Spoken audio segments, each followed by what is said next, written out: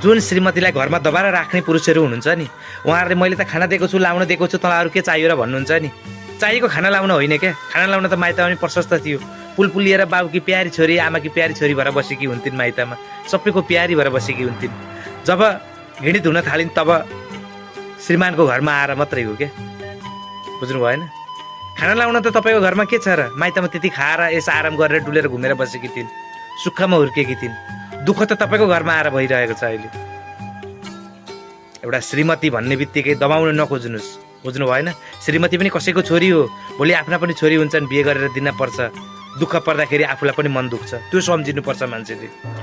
श्रीमती भनेको एउटा घरकी देवी हुन्, लक्ष्मी हुन्।